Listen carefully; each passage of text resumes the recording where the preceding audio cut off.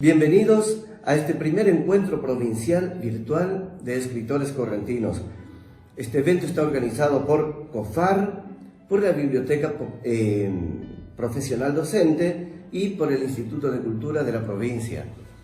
Nosotros en este día vamos a brindar una charla desde la Sociedad Argentina de Escritores, Seccional Corrientes, y desde el Taller Literario Macondo.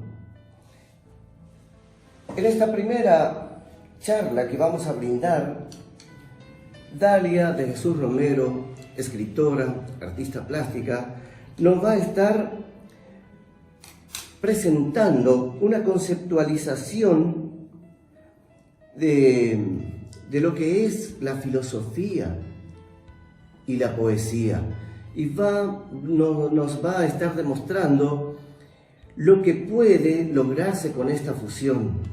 Así que estén muy atentos, por favor. Norma Gundren, escritora, nos va a hablar de la filosofía en la poesía. Según distintos autores, nos trae ejemplos, nos va a dar a conocer.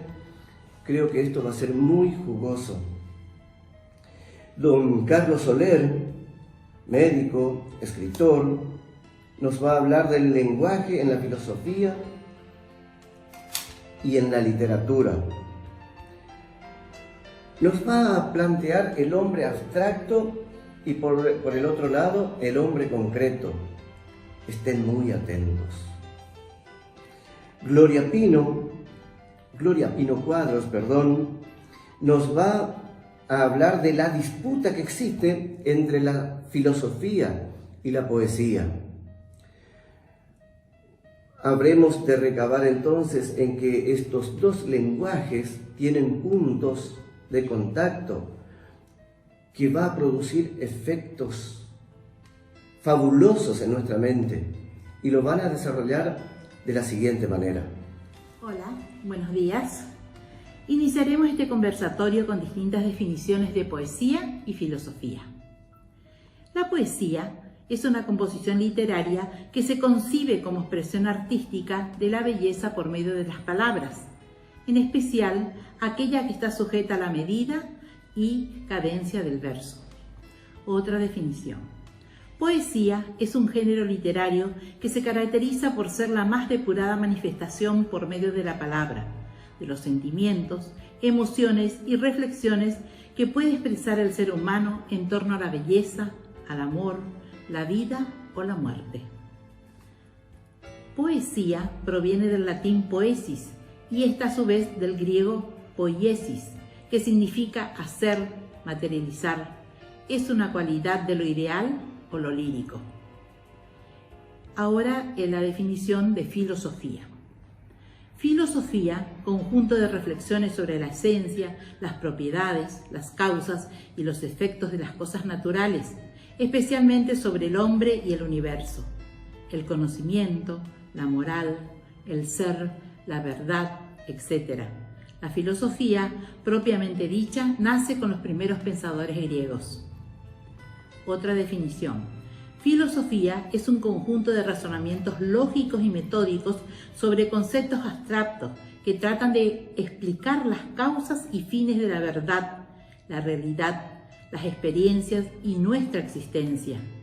Entre estos se destacan sus principales ramas de estudio como la metafísica, la epistemología o la lógica. Otra definición. Filosofía proviene del griego que significa amor por la sabiduría o el conocimiento y le suma el complemento de la vida. Enseña a pensar, a cuestionar, a sacar conclusiones, a aplicar respuestas críticas a los problemas cotidianos y, en definitiva, a vivir de forma reflexiva. Es llamada la madre de todas las ciencias. Existen innumerables ensayos, libros, tesis, etc. con respecto a la relación de la filosofía y la poesía. En este conversatorio consideramos el ensayo de Gustavo Ortiz Millán, investigador en el Instituto de Investigaciones Filosóficas, Universidad Nacional Autónoma de México, UNAM, y miembro del Sistema Nacional de Investigaciones de CONACYT. Es doctor en filosofía, autor de libros, compilador, editor, etc. Muchos afirman que los poetas hacen filosofía a través de los poemas, incluso que en la poesía podemos encontrar más filosofía que en muchas obras estrictamente filosóficas. Wordsworth afirmaba, de algún modo, siguiendo a Aristóteles, que la poesía es la más filosófica de todas las formas de escritura. Su objeto es la verdad, no individual y local, sino general y operativa, no dependiendo de la evidencia externa, sino revivida en el corazón por la pasión. Coleridge, en algún tiempo su amigo, era de la misma idea. Para él, uno no podía ser un gran poeta sin ser al mismo tiempo un profundo filósofo, implicando así que el poeta hace filosofía a través de su poesía. Citamos como poetas filósofos a San Juan de la Cruz, Dante, Quevedo, Sor Juana, Donne, etc. En general, la poesía no busca aclarar, justificar, explicar, argumentar, ni probar tesis alguna, ni analizar conceptos, ni resolver problemas teóricos que son rasgos característicos de la filosofía. La poesía aparece como la alternativa de unidad y equilibrio entre el estado emocional del hombre, mientras que la filosofía es la razón del estado emocional del hombre, es decir, la justificación de la acción. Si pensamos que la poesía es conocimiento, entonces es perfectamente posible que la poesía pueda ser filosofía, dado que bien podríamos definirlas ambas a partir de ese momento, el conocimiento. Como quiera que pensemos, ¿qué son las funciones de la poesía? Es difícil negar que tiene una función cognitiva, no solo en términos de los procesos cognitivos que entran en juego con la experiencia poética, sino literalmente como conocimiento. La argumentación es una condición necesaria, aunque no suficiente, de la filosofía. Cualquiera que sea nuestra concepción de la filosofía, deberíamos coincidir en que eso básicamente es lo que consiste la investigación filosófica y lo que la diferencia de la poesía. Queda así el interrogante. ¿El poeta hace filosofía a través de la poesía? ¿Hay filosofía en la poesía? Gracias. La poesía es la escritura más filosófica. Hay distintas maneras de entender el concepto de poesía filosófica y una de las más interesantes es afirmar que el poeta hace filosofía a través de la poesía, que no es lo mismo que decir que hay filosofía en la poesía. Se suele afirmar que hay filosofía en la literatura de Shakespeare, de Kundera, de Kafka, de Dostoyevsky, de Borges, de Tolstói. La ficción filosófica incluiría las llamadas novelas de ideas, las utópicas o las distópicas, como las de Bildung Grossman. Digamos que estas novelas son novelas de educación, ¿no? De educación sentimental, que se escribían con la idea de dar una educación moral a las masas. La náusea de Sartre o El extranjero de Camus son algunos de los mejores ejemplos de novelas que se plantean cuestiones filosóficas. Sin embargo, contra Sartre podríamos decir que tanto la filosofía como la poesía emplean medianamente el mismo lenguaje, ¿no? Que sería el de designar, el de comunicar, el de transmitir pensamientos, expresar ideas, mover a los lectores incluso hacia ciertas direcciones.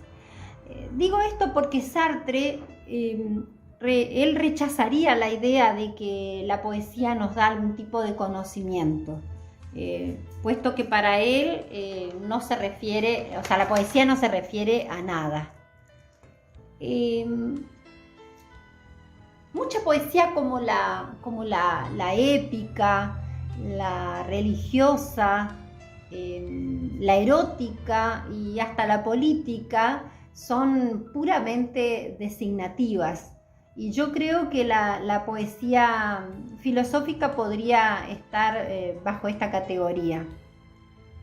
Se suele pensar que la filosofía y la poesía se asemejan por el contenido, porque suelen coincidir.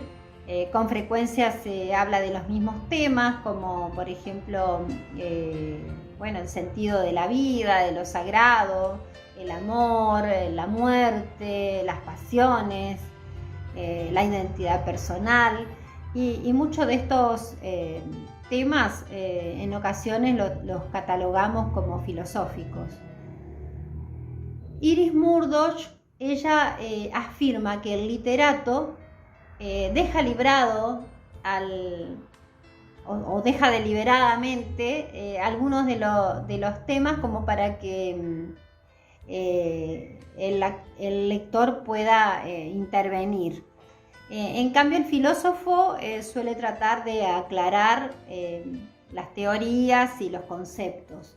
Y el poeta usa el lenguaje para evocar imágenes, sonidos, incluso ideas de una manera más libre. Otro ejemplo que hace borrosa la línea divisoria entre poesía y filosofía es Nietzsche, porque él le asigna otro papel a la poesía, y que no es el del conocimiento, sino que él dice que propone valores y virtudes. Incluso, él ve al poeta como aquel que puede hablar de las virtudes del futuro y de los valores morales. El segundo modo de entender la expresión de poesía filosófica es, en primer lugar, y capaz el menos importante, que es el de darnos conocimientos. Y en segundo lugar, las ideas de investigación, de justificación y de argumentación. Estas dos son ideas que no necesariamente, que pueden ir juntas, pero no necesariamente tienen que hacerlo como para que hagan sostener la tesis de la poesía en la filosofía o como filosofía.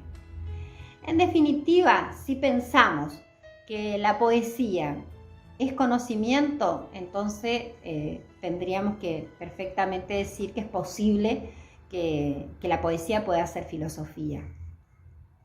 De cualquier manera, la poesía es valiosa, y no por su contenido filosófico, entre otras cosas porque es una de las mejores formas de expresión de nuestros pensamientos y emociones, y porque puede darle un significado diferente a las cosas, puede darnos perspectivas distintas de la realidad, y haciendo que veamos lo familiar y lo ordinario como algo extraordinario, y porque puede incitarnos a que reflexionemos filosóficamente acerca de la realidad y, por qué no, también acerca de la poesía misma.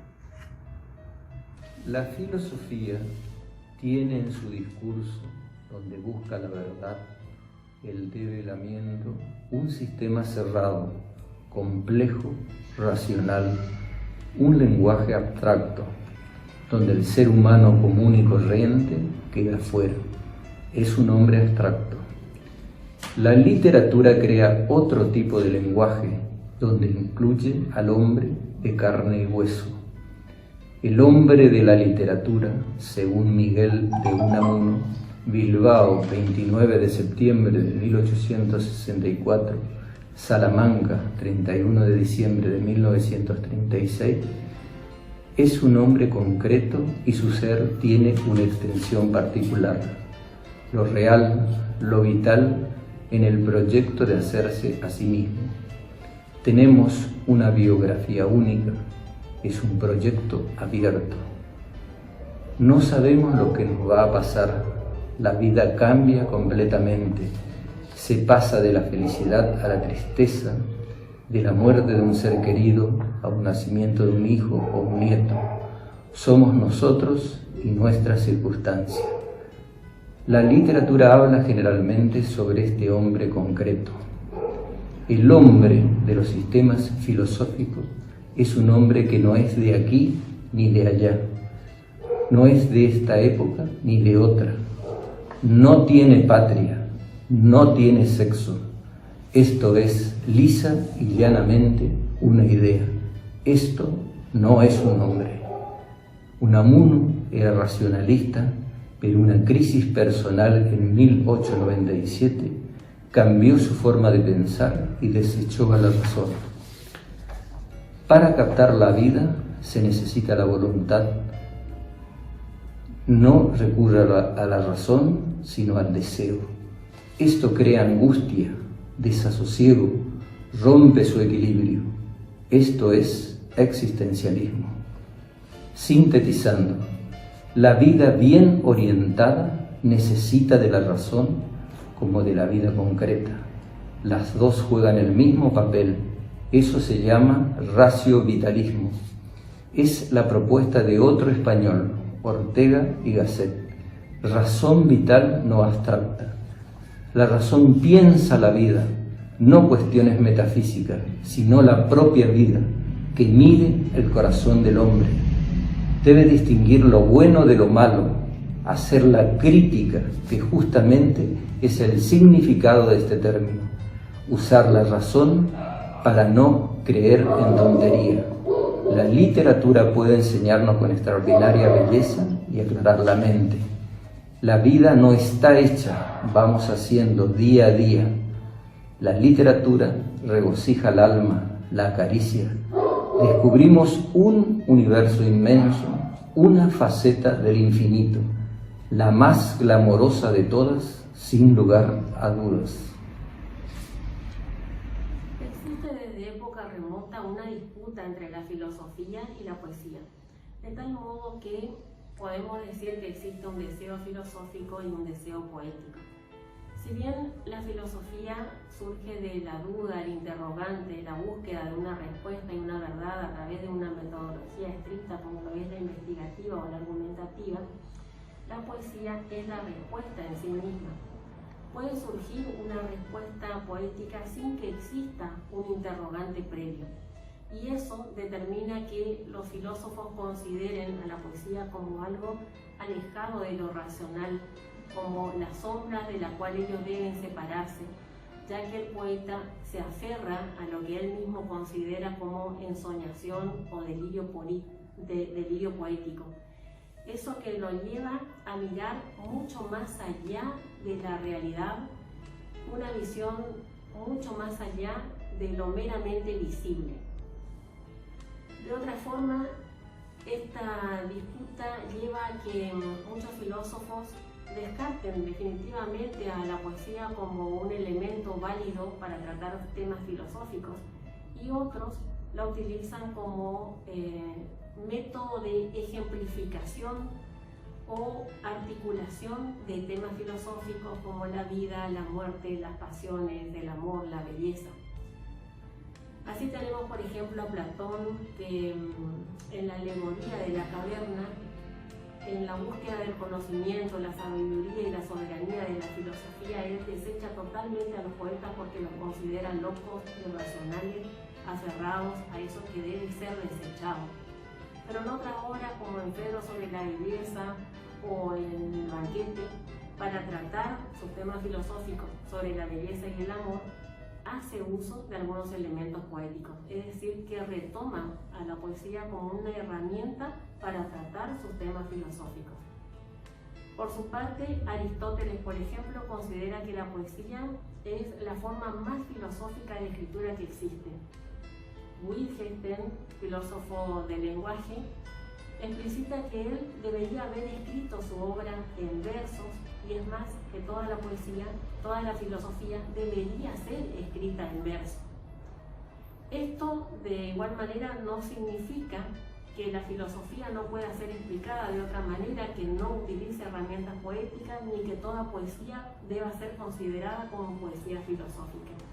Lo que sí hay que tener en cuenta es que algunas poesías tratan en profundidad temas filosóficos e incluso con una metodología argumentativa bastante rígida, y eso hace a que se la pueda considerar como una poesía filosófica, y al poeta que la elabora y la presenta, denominárselo poeta filósofo.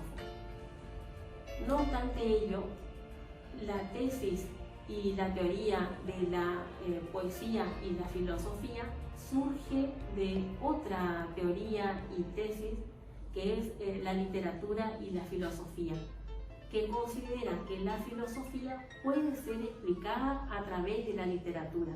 Por lo tanto, también se considera que la filosofía puede ser explicada a través de la poesía.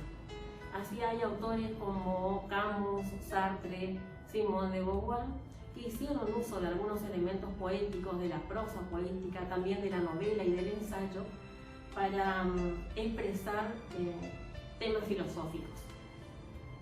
Esta disputa, como dijimos, viene desde la antigüedad, pero surge una gran filósofa española nacida en Málaga, María Zambrano, que pone en la balanza tanto filosofía como poesía y trata de articularla de una manera casi natural, armónica y perfecta, dando origen a un concepto que es el de la razón poética. Ella nos presenta la teoría de la iluminación porque intenta caminar siempre hacia la luz, dejando de lado el ocaso. Nos enseña a mirar de una manera diferente el mundo y su propio ser para interpretar la vida de una manera mejor, vivir para vivir mejor, aprender a mirar, que conlleva la obtención de un tiempo mayor, la utilización de un arte como es el arte poético y la utilización de este concepto que es la combinación de la racionalidad con las herramientas poéticas, o sea, la utilización del concepto expuesto por ella de razón poética. Nos habla del hombre como la mente de la mente, la inteligencia de la inteligencia y la iluminación perfecta para caminar hacia la luz, utilizando en todo momento la razón poética como un elemento válido para combinar ideas y pensamientos filosóficos con las emociones y el delirio poético que nos ofrece la poesía. Esta sería una manera de terminar con la disputa entre filosofía y poesía. Bueno, les voy a compartir un poema de mi libro Poema desde el interior. Sueños vanos. Camino solitario de horas gélidas, sueños vanos, soledad silente, burbuja inerte de risas y susurros, amor creciente en señales de humo. Se busca en vano del vasto universo la magia vana del pensamiento, la ruta clara del amor ferviente, la compasión del ósculo perenne. Se encuentra a paso acelerado la voz caramelo del ser amado, el hechizo ingenuo de una mirada, el agua clara de ojos enamorados. Son sueños, solo sueños vanos, de sufrientes y silenciosas horas que anegan con lágrimas la aurora, sacando las penas agazapadas. Sangra de dolor angustiante, sangra de herida profunda, no hay mentira que la cubra, no hay verdad que la repare. Son solo sueños vanos. ¿Quién soy? ¿Quién soy? La eterna pregunta que encierran los labios, y ahora, ya secos, apagaron el sonido de mi fantasmal garganta. Mis aplomados párpados cansados, cual músculos desgarrados, se cierran, sentenciados a no abrirse más. Mi mente caótica, abrumada, pretende pensar en la nada. No es posible. Nítidas imágenes se agolpan en ella, desfilando desordenadamente. Y me veo sola, triste, desamparada. Me veo guerrera, me veo inmóvil, me veo fea, me veo bella, me veo reina, me veo esclava, me veo odiada, me veo amada. ¿Quién soy? Tal vez un fatídico monstruo gestándose. o un etéreo capullo del cual un ángel nacerá? Gracias. La muerte del árbol.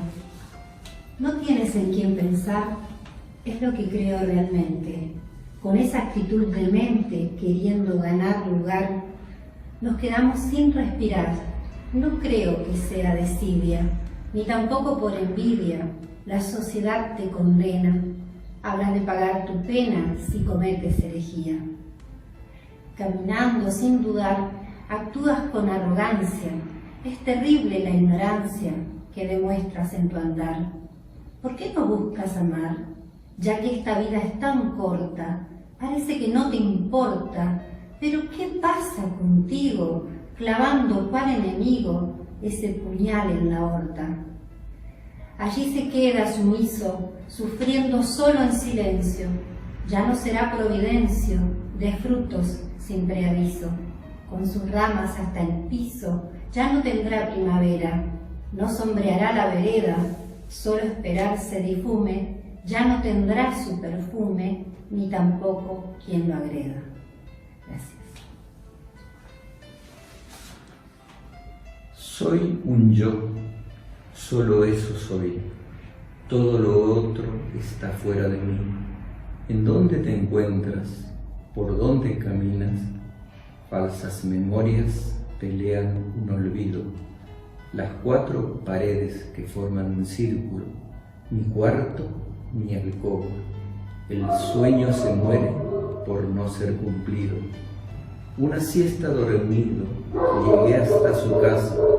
Las camelias jugaban al son de los vientos y yo me reía.